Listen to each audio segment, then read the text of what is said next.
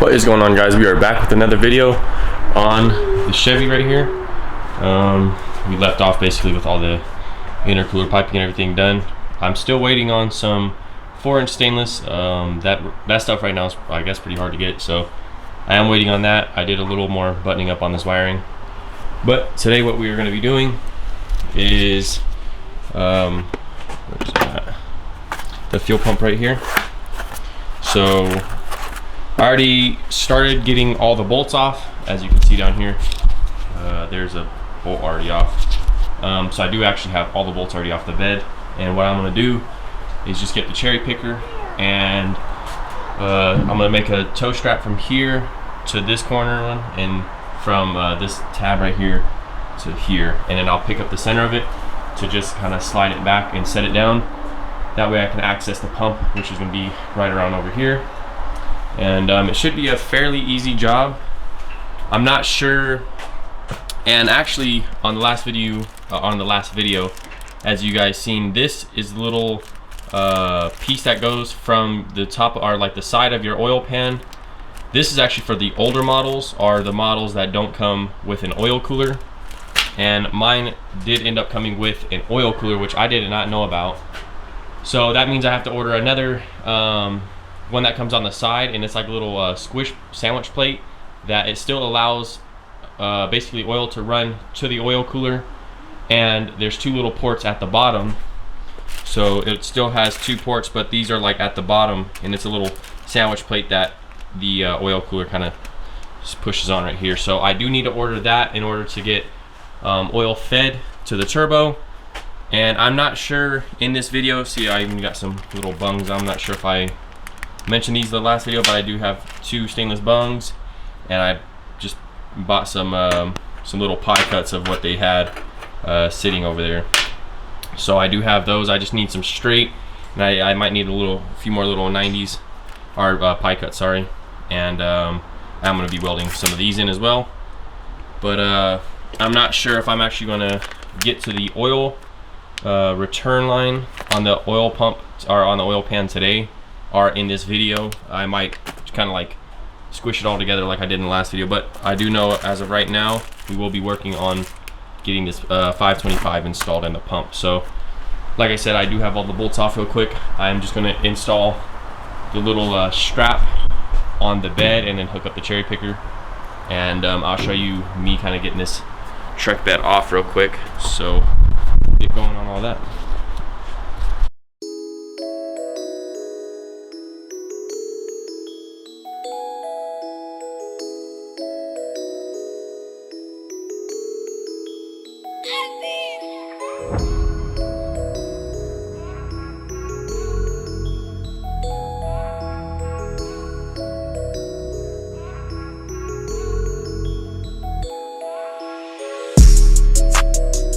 And last time, guys, I've taken a few of these beds off, and what I would do before is get up underneath and unplug each light.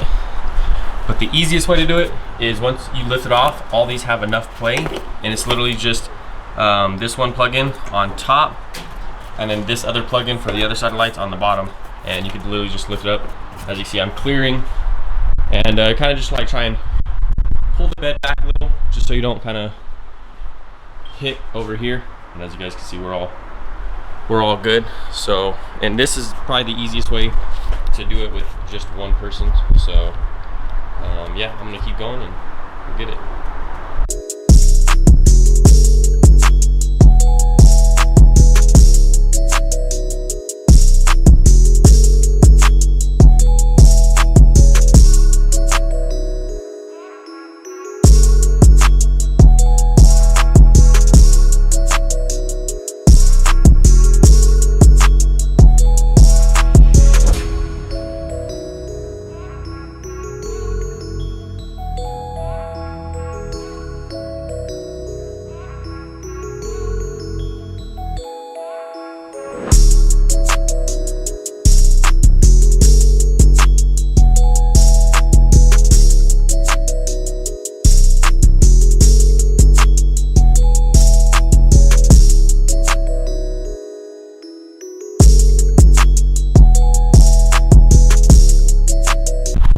All right, so as you guys can see, I do have the truck bed lifted off, and I just rested the bed on both tires just so it's kind of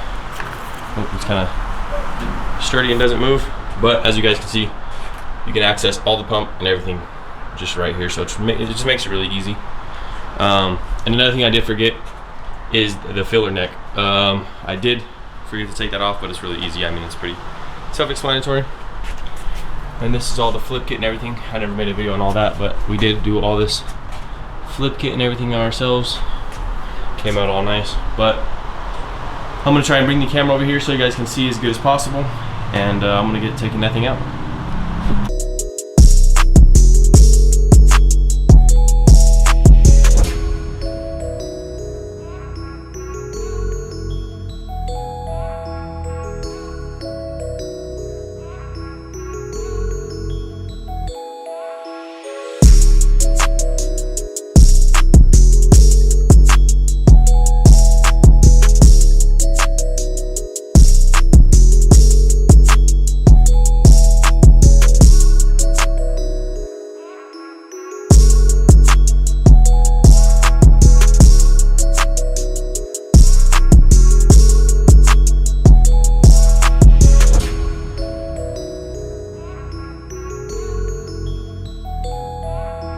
Alright guys, so as you guys can see, I do have the pump out. Right now I'm basically just gonna disassemble this bottom bucket because that's where the fuel pump sits in there, and I'm gonna get that other one all wired up and thrown in there, and it should all be good. I'm gonna keep the whole basket and everything still, so I kind of just wipe this top ring around right here because it was really dirty. So but yeah, I'm probably gonna do most of this off camera and show you guys kind of what it looks like after.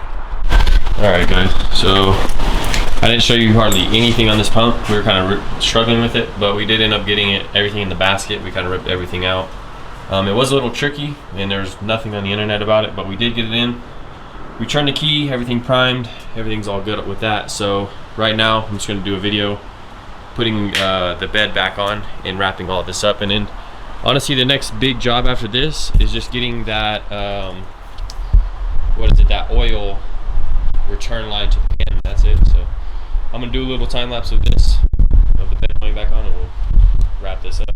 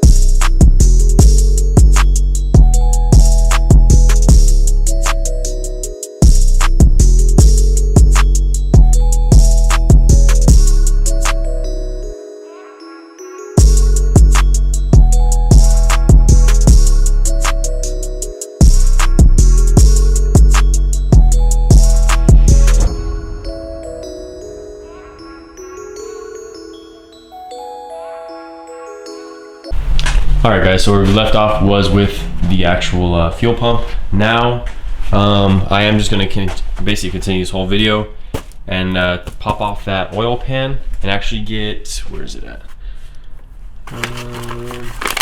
And get this bung. It's a -10. Get this bung all welded up onto the bottom of the oil pan. And another few things that we did last night that that basically we did off camera was this water hose right here did end up breaking at the end where it connects to the heater core. So I bought that new piece, extended it because it wasn't long enough.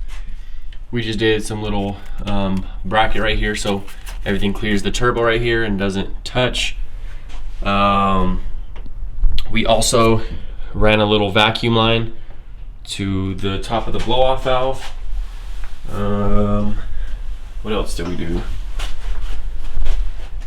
And then what took us actually a long time was running the oil dipstick. We were definitely fighting that for a long time. But that was about it for what we were doing last night. We kind of just did some small stuff. I did end up ordering the 4-inch straight down pipe. I ordered a few other things for it as well, like that oil squish plate for the what do you call it? Where the oil cooler mounts to the side of the oil filter housing. I ordered that up, so all that should be on the way. I don't know. All of this is going to be happening on another video. This video will end on that oil pan when I get that bung welded up in there. This is going to be quite a big job. I just watched a YouTube video on it. You basically have to drop the whole T-case, drop down the steering rack. I mean, there's some work. Like I said, I'm not going to do like a little full tutorial on the actual oil pan removal, but I am going to get that off, and hopefully when I get it off, our next part of the video, the oil pan should be on this table right here, ready to weld or ready to be cleaned out. So I'm just going to get going on this thing and get that pulled out. Alright guys, so as you can see, we do have the oil pan officially off. It did give us some problems just because all of the gasket was like, some of it was stuck to the motor and some of it got stuck to the pan, so we were kind of just like trying to pry back and forth on it, but we did end up getting it all off. We still ended up having to drop the T-case and just unbolt the steering rack, but it honestly did all work out perfectly fine. So and I do have this spot right here marked. It is basically, you can kind of see it on there where I would try and draw a circle, but that's where I'm going to have it. And the reason why I'm doing that is it's the only entry going down kind of towards the exhaust, and there's no bolt holes right here because I didn't want to like weld one right here and then not be able to access one of these bolts. So we are just going to tap that hole out real quick and then get this thing all cleaned up and weld that bung on here. This is it right here, so we're going to get going on all that.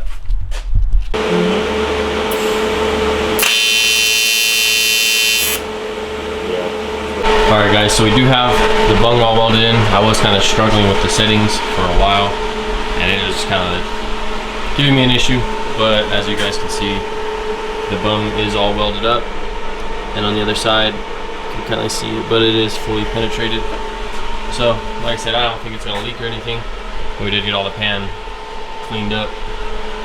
So that's basically it for the oil pan. Now we just got to clean up the bottom of the truck and throw the new gasket on here, which is right here, and put it up in the truck. And then probably tomorrow we'll go get some line, run the oil feed and return lines, and we'll be getting super close after I get all those other parts in here to do all the exhaust, and we'll really button this truck up.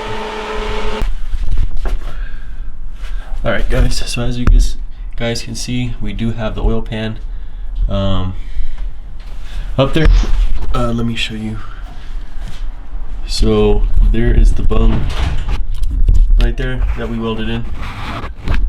Like I said, I think it's in a pretty good location. I don't know if you can really see it right there, but yep, so that's all done. Alright, so as you guys seen, the bung was all welded in now. I am going to leave the car jacked up as it is and just on the jack stands, because tomorrow I will be going and getting the dash 10 return line, and then that way I can finally run the actual return line, and then I am going to go pick up the feed line. I need to get a little adapter, or like the little adapter for this thing. I truly thought it came with one, but I am going to have to pick that up as well. And honestly, after we do those two things, all we'll be waiting on is the exhaust. So there's no need for me to wait and basically just do a little short clip on running the two lines. So I am just going to continue this video tomorrow, which will be in the next clip. But yeah, so we are going to go grab those lines real quick, or like the little fittings and all that, and we'll get this thing all kind of wrapped up. Alright guys, before I end off the video, I know in the last clip I was just about to end it, but I did run down to the local store. I picked up a 3-bar map sensor. I am going to order actually two IAT sensors, so intake air temp sensors. One for the Evo, one for the truck. That way I can go speed density on both of them. I did get 4 foot long oil feed line. This actually isn't going to be long enough, I don't think. I thought 4 feet was going to be too long. But if anything, I'm going to look online and see what kind of lengths they have. If in worst case scenario, I'll just extend this and get another like 2 or 3 feet, however much I need. And then I just got this AM fitting to go off the top of the turbo. When I get the fitting for that, I didn't end up getting the drain.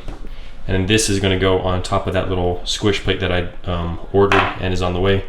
But right now I'm just going to throw this on real quick. This is what I can do. I want to make sure this is the right one, if you guys can see. But this is a 3-bar map sensor, so this should be plenty. This should be up to like 43 psi. So, all right. So as you guys can see, this is the old one I just popped out, and this is the new one we're about to be throwing in. It's just a little 3-pin 5-volt plug. All the ones online, I tried looking up videos of the newer models. They showed them in the back over here. This one is actually right here in that little hole. The little clip doesn't really make sense. You have to like pry it back and slide it out. I don't know how you really would do that without breaking it, but I don't know. So I got it out without breaking it completely. But right now I'm just gonna throw this one in, and then we are good for a little 3-bar map sensor, so we won't exceed the limits of it. Alright guys, so that was a little quick easy install. As you guys can see it right there, that is the new speed density, or not this, that is the new map sensor, sorry.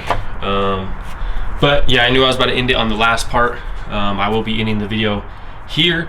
I do still need to get a intake air temp sensor ran somewhere. I might do it like up under here or something, kind of hidden out of the way and still kind of close to where I can plug it into the map sensor. So there's this little pigtail deal that you can kind of just plug it straight off the map. Don't have to wire anything in or do any crazy work. So I do have some stainless exhaust on the way, so I can finish up this downpipe.